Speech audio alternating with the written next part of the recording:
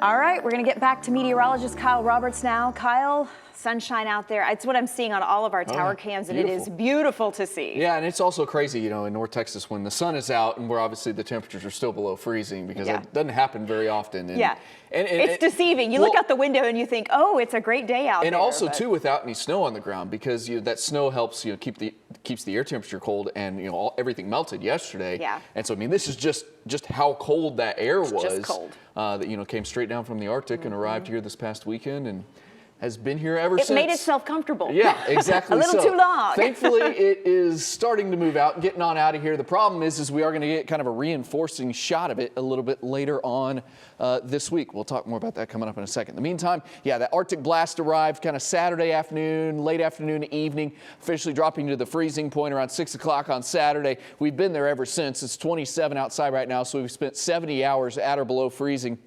We got about 19 hours to go before we'll finally warm up above freezing. We'll say around 11 a.m. tomorrow morning. Could it be 10 a.m.? Could it be noon? Of course. So the total could end up being, maybe 88 hours.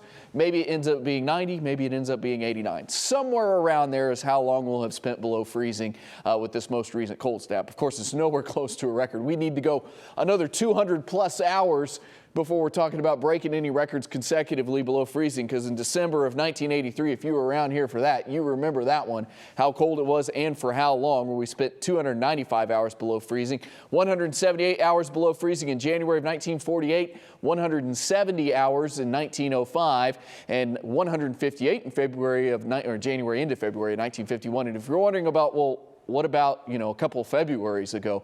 Well, with that event, we actually only spent 139 consecutive hours at or below freezing.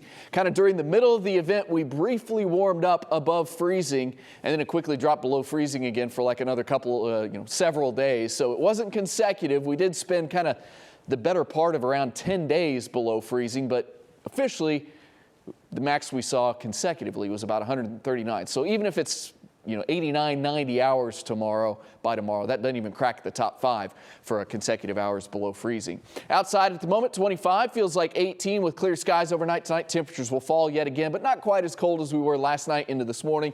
16 to 17 or so from Fort Worth to Dallas. Some low teens elsewhere, especially eastern, northeastern North Texas, maybe a few single digits here or there. Very, very cold, yes, don't get me wrong, but not as bad as this morning, and your wind chills will still be in the single digits to start the day tomorrow, but tomorrow afternoon looking a lot better. Chilly, yes, but better.